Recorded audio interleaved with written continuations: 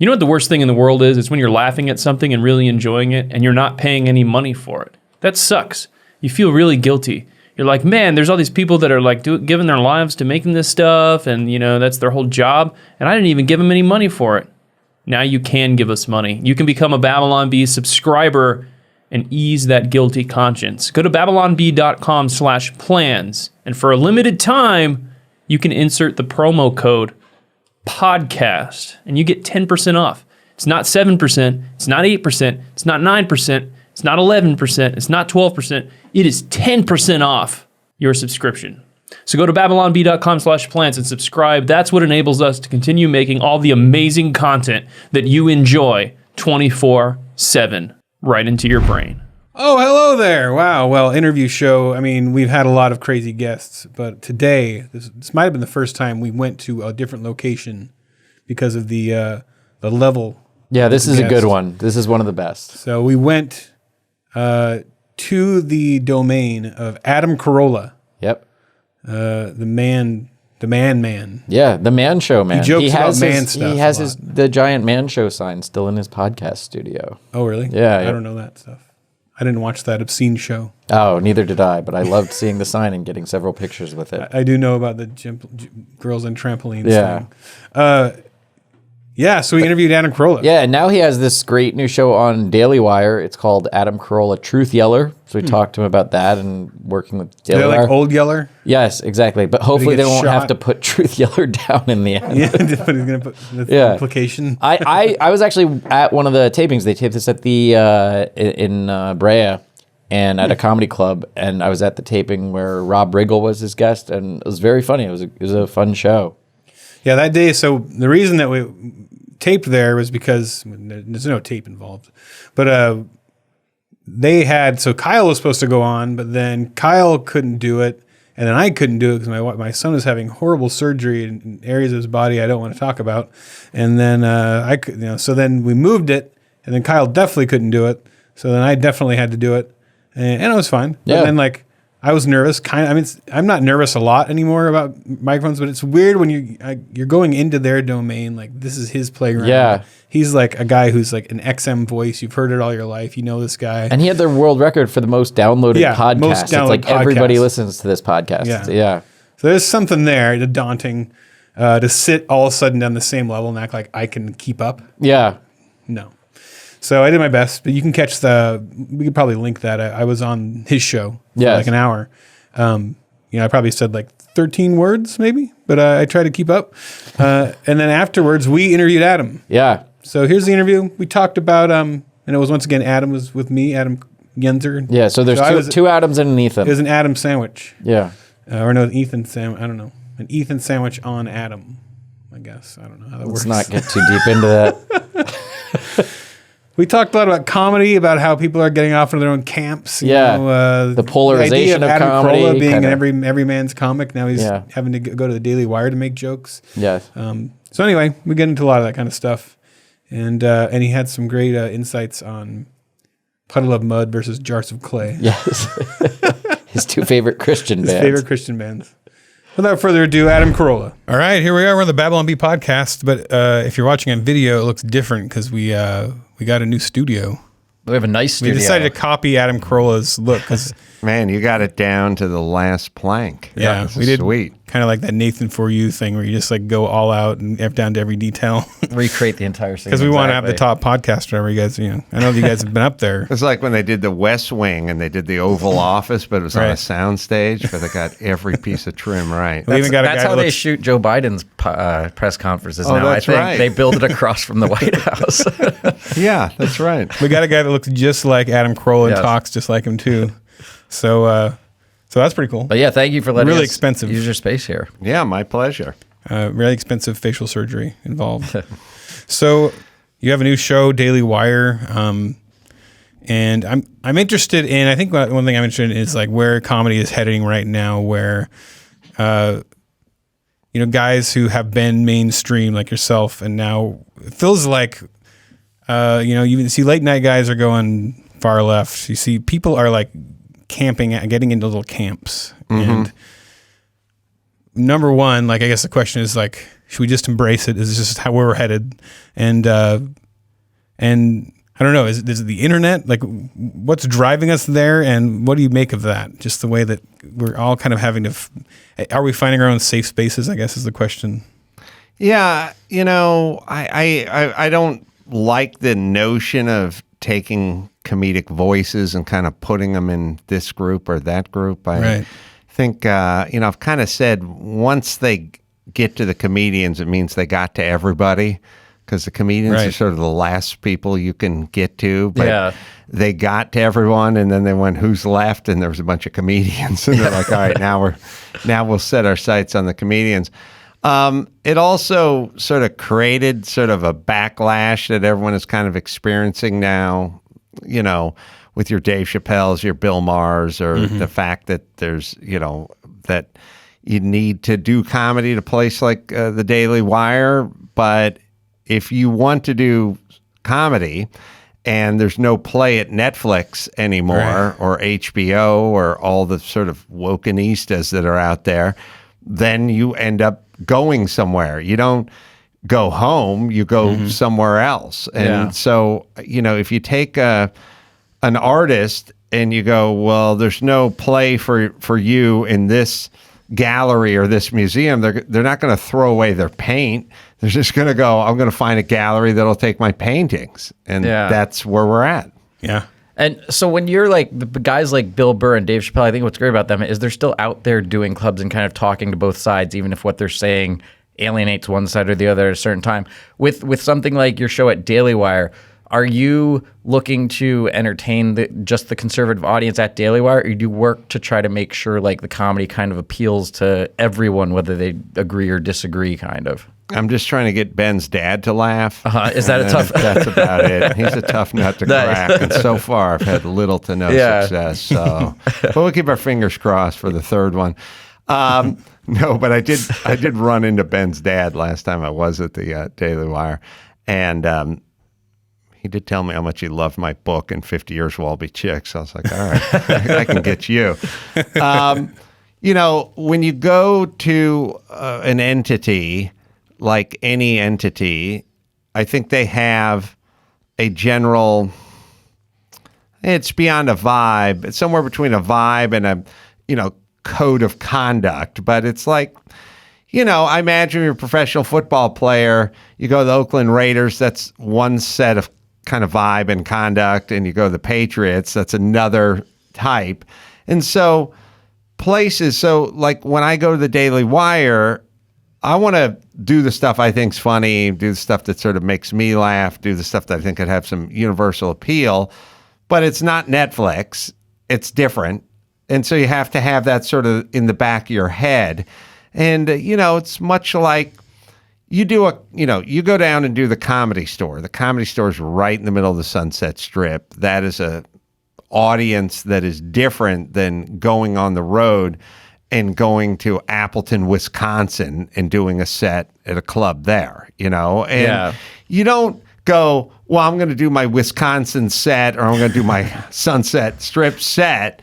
But you have in your mind, like, this joke probably work a little better with these people, and this joke would work a little better with those people. But they're all my jokes. Yeah.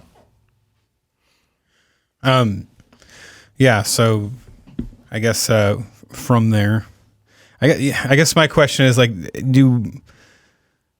navigating the way the internet is taking things. I guess that's the other thing that's interesting to me is, it's possible being on the Daily Wire, you might actually bringing more people in. I've seen being at the Babylon Bee, we started out just trying to reach a Christian audience, and our audience is like, if our video mentions faith stuff, it actually gets a much lower. Our umbrella has widened to just people who are sick of wokeism, basically. Mm-hmm. And so I guess I'm curious to see where it goes. Are we headed towards a shift where the larger umbrella is just moving over here, or are we all breaking off in little camps? And I guess kind of embrace it, or I guess I'm just trying to. I'm playing around in my head with like, where do we go from here? Because I think that, so me and Adam, little background, we met a little while ago. I was on your show, come from Hollywood. I made a cartoon in Hollywood, and Adam worked on Ellen and Conan. Yeah. He's a writer. And I think there's on one hand, we love making the jokes we really want to make that you couldn't do. But on the other hand, there's this, we're kind of starting to lament the breaking up of like everybody getting a little. I think what I found holes. hard, like coming from that background, it's like on Ellen, I would write jokes about both sides, but everything about the left gets cut and every joke about the right stays in. And then when I've worked for right-wing platforms, it's like we can't do any joke that will alienate our audience too much if you go after that side. And like I like going out to the clubs where it is just a mixed political audience and kind of, you know, doing the jokes even if I know they disagree, because I think that, like, do you feel like, I almost feel like comedy is losing some of its fun when the entire audience is on your side from the start. Yeah. I mean, I remember a million years ago, Dr. Drew and I were playing, I don't know, University of Texas or whatever, and if there was any lull or anything, you just go hook 'em horns or something, and the whole place would erupt. So it's like you had kind of your safe word, and if the dominatrix was whipping your behind a little too hard, you could shout it out. But it does become a little bit of it can be like a little bit of a crutch, like you know what these people want, and then when you get up there with a little bit of a crutch, and I think you could find a Hispanic version of this where the comedian breaks into a little Spanish and everyone just starts laughing because he's speaking a little Spanish. There's a black, there's a fat, there's a gay and a lesbian. There's a sort of trucker hat wearing Donald Trump version. There's a version of that, and where you get to kind of fall back on your core a little bit. And it is, it's definitely enticing. You know what I mean? Like you can quickly go there, and it's a little easier. And when you do go there, then you lose a little bit of your muscle mass. You know, like I shot a special when I shot the Daily Wire special. I knew who the crowd was. I knew they were there to see me. They're there to see the Daily Wire, and mostly there to see Leno, I'm sure. But like I knew there'd be jokes. It'd be easier to do. And then you brought up Bill Burr. I saw him Saturday night. Went to play a show in Hollywood. It was like Pete Holmes, Bill Burr, me, a bunch of other comedians. Crowd was just sort of general Hollywood, Saturday night crowd. And it was like, oh, you're not going to get away with anything because these guys love Ted Nugent. You know what I mean? Or love Ellen. You know what I mean? Like, you're going to have to really bring your A game. There's no home field advantage in that group, And then it's kind of like, well, geez, I got to just go out there and I got to try to be better than Bill Burr or Pete Holmes, or one up before me or is going up after me. And it does tend to kind of build that muscle versus a sort of get her done, and everyone just starts laughing, like it's a little. You don't need a catchphrase to sell merch after the show. Right.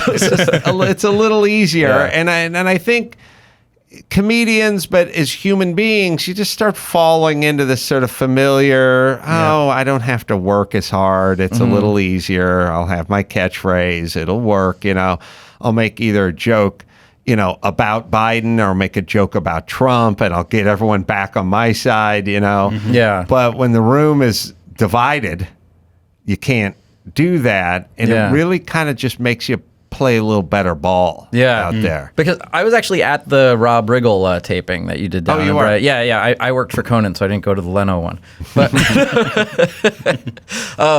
but what I appreciate about it a lot is, even though it was, that sort of Daily Wire audience that was there to see it, you could tell that you're somebody who comes from doing stand-up clubs and stuff like that it was material that could make a general audience laugh. And I think that's kind of what's been missing and needed in a lot of conservative comedy, so to speak, because I think a lot of it is so much developed and geared all for like labeling someone, this is the Republican comedian, this is the material they do.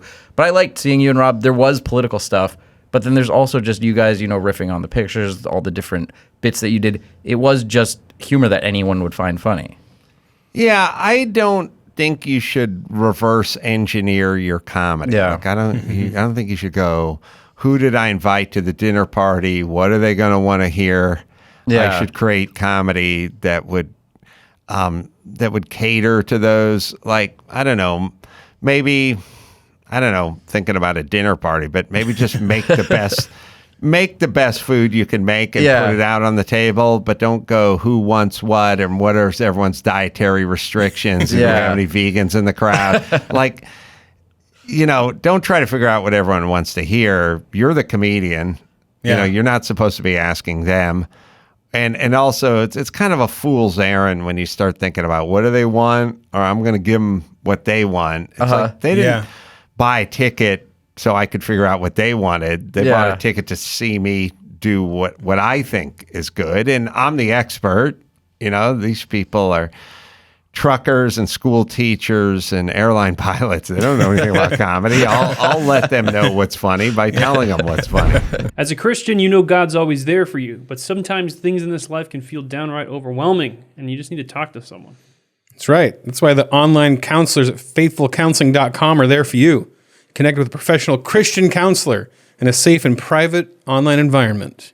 It's so convenient. It is, and it's nice that you can talk to someone who shares your faith and values, people that specialize in depression, stress, anxiety, relationships, crisis of faith issues. You're not going to get that with an atheist counselor. I'll tell you what. Right, and there's 4 communication modes: text, chat, phone, and video. You can start communication under 24 hours. Desktop, mobile, web, Android. Man, they got everything. There's financial aid available for those who qualify. It's affordable, faith-based. So check it out. You can go to faithfulcounseling.com/BabylonB, and you'll get 10% off your first month at that URL. Yeah, why not get started today? Go to faithfulcounseling.com/BabylonB. What was that again? Oh, that's right. It was faithfulcounseling.com/BabylonB. Simply fill out a questionnaire to help them assess your needs and get matched with a counselor that you're going to love. 10% off. Check it out. Check it. Yeah, and I wonder how much the internet plays into that, because niche is getting bigger, right? So like everything's breaking up into what's your little interest in your group, and no longer is the media telling you this is the big comedian right now, like as much as they used to, So everything's driven by likes and things like that, and so you are kind of looking at the menu of your guests. You get a way more deeper look at what your people actually like when you post something online now. And it's very hard not to serve that.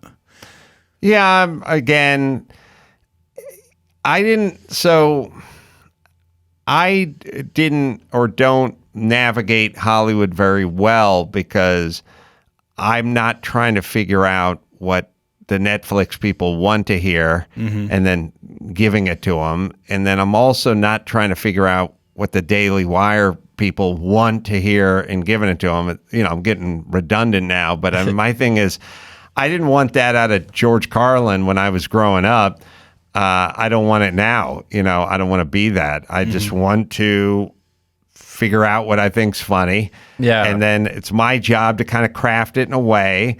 And, there's ways that you can take a little off here. And, the Daily Wire is like, all right, don't drop the S-bombs and the F-bombs, see if you can tweak it a little bit. But it's sort of like, you do terrestrial radio. It's like, hey, you can't drop F-bombs all day on terrestrial radio. You have to kind of tweak it a little bit. And that then becomes a little bit of a challenge, but it's a challenge I'm up for. Yeah. And it's just makes it a little more difficult in its own way, or a little more precise. But then at that point, at a certain point, you have to just go, here's what I think's funny. If you don't think it's funny, then I got to go back to being a carpenter, because I can't do the other part where I try to survey you and try to figure out what you think is funny. Have you had any experiences where you have caught yourself, cursing or saying something you shouldn't? I know we recently at the Daily Wire, in one of our, or at Babylon B, in one of the articles, it used the word vagina, and a subscriber accused us of that it was pornography that we used the word vagina in that article. Well, we have a pretty sensitive audience. It is interesting when you see the audience shift a little bit. Like, I wrote some books, and they just pretty much let it fly, scatological, whatever, F-bombs, everything. I just, boom, I'm just writing everything. And, you'd read some critical reviews, and be sort of typical crap from the left. But by the time I got to my 6th book, about a year ago, the reviews were he swore too much. I didn't want to read this to my child. We're Christians. And it's like, oh, that's a different critique than I'd heard in my first go round. So it's kind of interesting how it shifted, and that was just the audience shifting. But that wasn't me doing anything differently. That was just the ears that heard it had a different sensibility than the ears that heard the first book 11 years ago. Yeah, we were on our way here in the car, and I decided to look at your 1-star reviews on your last book, and it was like we saw him on Fox News, and he seemed like such a nice young man. Right. And he's, this is garbage. Blue streak, yeah. I also like that somebody got your book and tried to read it to their child as a bedtime story. I made that up. The first time. Now, I know you've toured with Dennis Prager a lot, and then you made the No Safe Spaces movie with him involved. Then how did this partnership with Daily Wire and the show kind of come about? Well, I was doing some shows in Nashville, I think. I mean, the best of my recollection, because there's a lot of sleep deprival. I went to Nashville. I was doing Candace Owens' show. Then I was having her on my podcast, I think. And I was traveling with a guy who, for lack of a better title, we'll just say he's my manager. And he was just kind of wandering around because he has nothing to do. I got to do all the work, and then he takes whatever percent. But he walked into, I guess it was Jeremy Boring's office, and this big glass office sort of in the corners, and with the guitars on display. That's where that's the office you want to go to. Find the one for the guitars. That means that's that head guitars honcho. and cigars. Yeah, that guy cuts checks, right? So I think Mike walked in and went Adam could do this or Adam could do that, and his ears perked up, and he was a fan, and I guess they'd probably been thinking about taking a turn for the comedic over there. And, practically, there's just no play for Netflix. There's no play for HBO. They're snobs, and they're super partisan, and they're very, I guess they're political, but whatever it is, there's no fit for Adam Carolla over at Netflix. And so back to the analogy, which is, I'm a painter. I want to paint, I don't want to just pack it in. So if you can find me another gallery that'll take my paintings, then we'll go there. And that's essentially what happened with Daily Wire. Or the Daily Wire. They have a branding thing you have to say. They tell you have to say the Daily Wire. I literally can't. Sometimes it just says Daily Wire. And sometimes it says the Daily Wire. But Google it. Something will show up. Everywhere I've worked, they're always very particular about you have to say the title. I don't think they are, because I didn't get the memo. Yeah. You get accused of changing by people? That I used to. They don't really do it anymore. But once I sort of scoffed at it for, a number of years, my answer, changing is, thank you, good, when I started talking into the microphone, I was single and had no kids and, was young and was just kind of fresh off a construction site. And at some point I got married and I had kids and mortgages and, responsibilities. And so I spoke differently than I spoke, 20 years before, but the basic core stuff never changed. Yeah, I've found when people find out that I make conservative humor, I work for the Babylon Bee, their immediate thought is oh, he's changed so much. That's not the Ethan that I knew. This is always what I was. And I was not making those jokes there, but it kind of makes me sympathetic to even when people say that the late night hosts have changed. Makes me wonder, have the industries changed, or just life has changed? Just the way where people are going and where they're getting jobs or how it works is changing. So, maybe they haven't changed. And the other side of the coin with I haven't changed is then why not haven't you changed? Why not true. Don't you evolve? The way they say I've changed. Yeah, right. I've turned into this seething right winger. Yeah, I that stuff's sort of comical to me. I really just laugh most of it off. I've not changed any of my opinions on any sort of core subjects. And since I started speaking into a microphone, 27 years ago.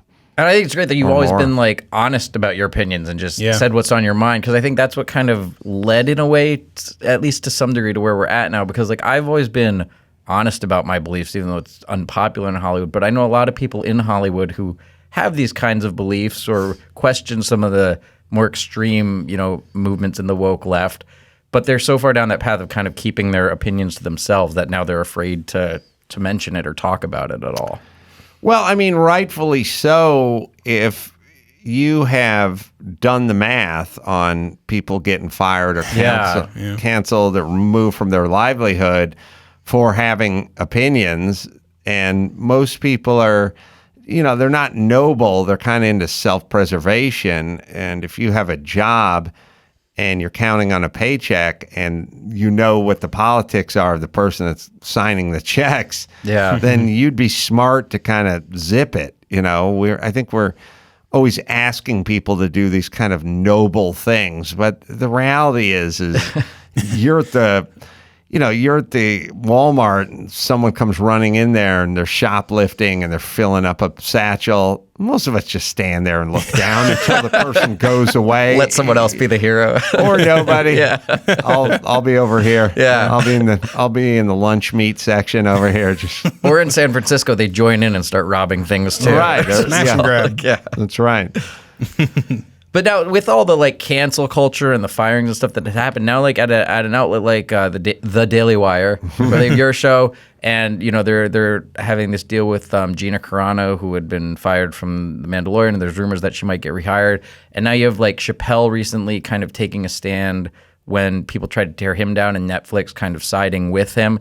Since you made No Safe Spaces a couple of years ago, and all this talk about cancel culture, it still seems like it's a big threat to the industry. But would you say there are sort of these small victories and some things to be optimistic about, that there's kind of a pushback now? Well, you're going to, if you try to sort of squeeze a water balloon, it's not going to evaporate. It's going to bulge out, somewhere else, And so it's a stupid analogy, but it's still what. Keep going with it. I want to see you finish it. You try to take a balloon and turn it into a poodle at a kid's party. That tail's going to have it. So you're going to create like a Greg Gutfeld. You know what I mean? Like you go, okay, so Gutfeld, good. He's not a great stand-up. He's not a great orator. He's not a great anything. He's just good. He's very pure, it's kind amusing, of in his essence and likable, whatever. But it's not hilarious. But it's not like you go, oh, that guy's much more talented than Stephen Colbert. Yeah. Right. No, it's just there's a whole bunch that's catering to this audience, and so you've given birth. You've opened too many Italian restaurants. You're going to give birth to a Mexican food joint. Like that's how it works. And does the Mexican food have to be the best? No, it just has to be not Italian food. Yeah. And so they have created this alternative. I mean, they who said everyone needs to think like us, meaning everyone needs to eat Italian food like all the time and say they love it. Yeah. Well, at some point, someone's going to get smart and go, I'm just going to open another restaurant. I'm not going to serve any pizza here. Serve my own thing here. And the first blush is like, you can't do that. That'll never work. And it's like, why wouldn't it work? People want to eat. Half the country likes this kind of food. You're not serving it up. So, that's the analogy, and that's what you're seeing. So in a way, the people that probably hate Ben Shapiro or Greg Gutfeld or Tucker Carlson, they're just playing right into their hand by trying to cancel them and creating more business for them. Right. Yeah, that's one of the weird things about the relationship that you could have. We've never done it, but the Babylon Bee, I mean, our largest shoot-ups in subscribers have been when people have tried to cancel us. Like, it's almost to the point, like, we could make a background deal, like a shady backroom deal, and be like, could you guys just try to cancel us every 3 months? You'll get a bunch of, you have a story to tell. We'll have, our subscribers will go up. It's like a weird thing where the people that are taking a stance and getting mad about something that's where you get the. There is a thing when you want to put yourself out there in that way, where some people do. It's like a badge of honor. Like, but it's weird how it's becoming an industry. There's an industry side to canceling. There are people now that will rally behind you specifically because you were canceled. Because the canceller is making money from all the traffic it generates, and then the people that are getting canceled kind of sometimes they do, sometimes they don't. It happens to like Chick-fil-A every 14 months. Exactly. Then there's a line going around the block because they're giving Chick-fil-A. Chick-fil-A would have to buy a spot on cable news or network whatever, or cable whatever, but they don't need to buy a spot if everyone's just talking about them. Yeah. And that's the new world order. Yeah. So you've hung out with Dennis Prager a lot, and you got any funny Dennis Prager stories? Behind the scenes, Prager getting drunk? We were in this gay bar once when we were outside of Orlando.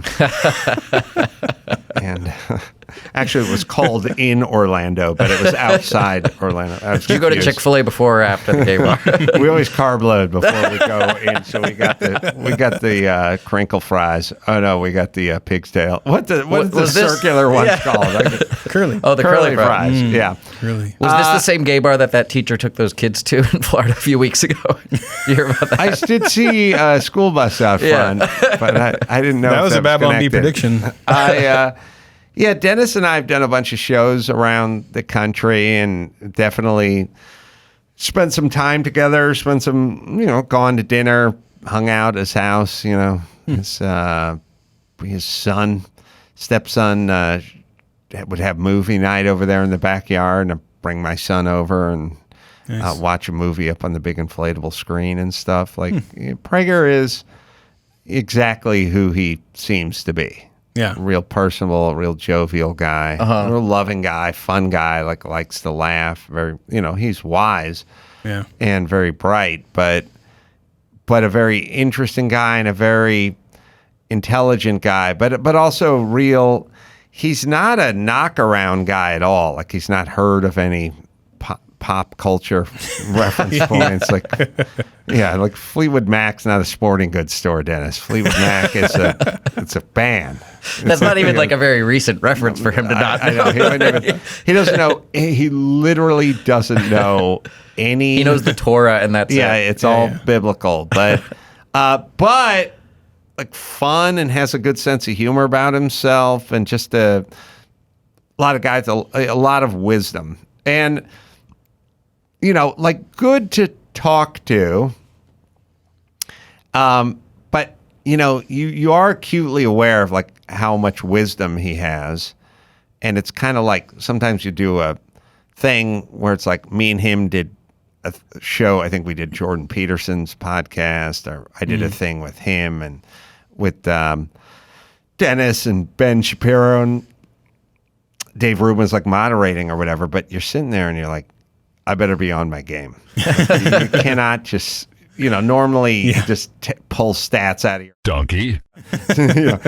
Explain, you just talk like Joe Biden, like I was at the Freedom March in 1961. I'm me and Harriet Tubman. They're like, they've been there. They know it. You're not going to be able to just BS those guys. And your thoughts better be kind of cogent and clear and interesting, because you just kind of doing, sort of stupidism, or like my daddy used to tell me, and it's something you heard 1,000 times. Anything like that's not going to work with those guys. Yeah.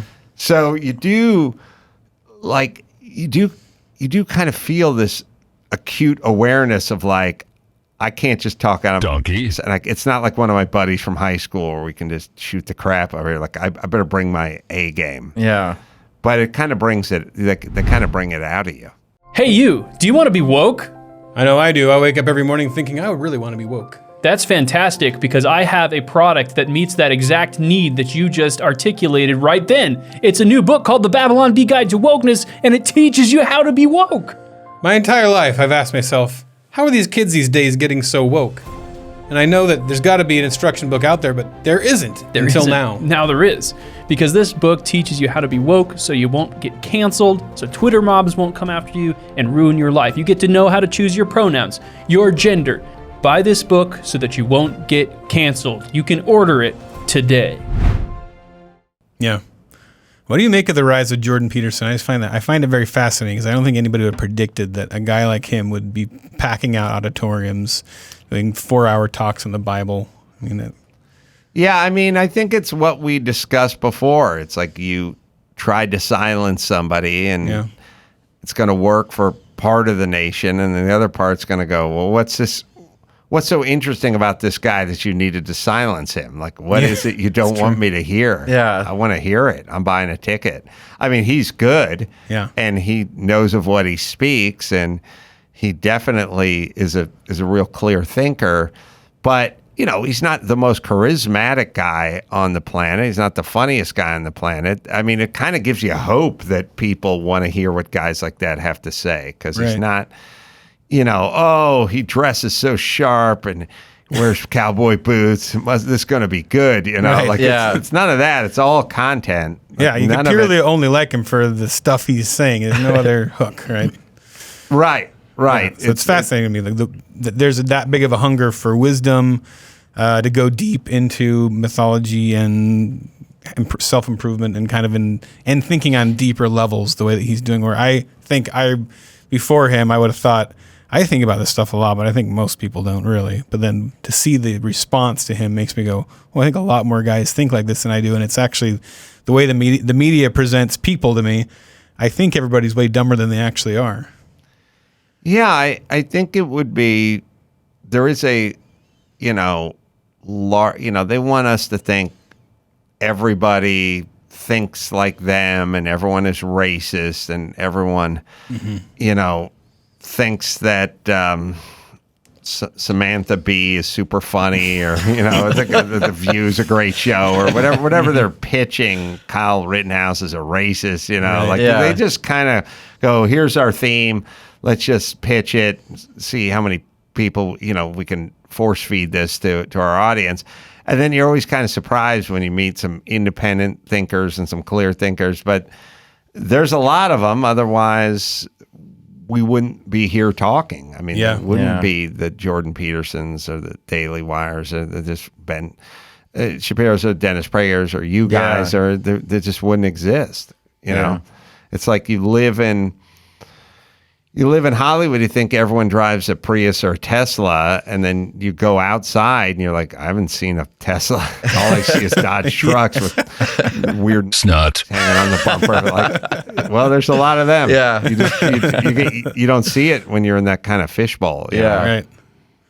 Well, we do a subscriber portion. We'll jump into that right now. Just a little bit of bonus content.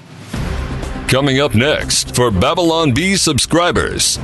I like Puddle of Mud as well. Wait, do you think Puddle of Mud's a Christian band? Jars of Clay. There you go. Jars of Clay. Yeah, sorry. That's like well, you got to make the jar out of something. Yeah. Well, what's one of your party stories? I walked into the bedroom, and on the white carpet was a stripe of red wine that was like 12, 14 feet long. It was like some... Wondering what they'll say next? The rest of this podcast is in our super exclusive premium subscriber lounge. Go to babylonbee.com/plans for full-length ad-free podcasts. Kyle and Ethan would like to thank Seth Dillon for paying the bills, Adam Ford for creating their job, the other writers for tirelessly pitching headlines, the subscribers, and you, the listener. Until next time, this is Austin Robertson.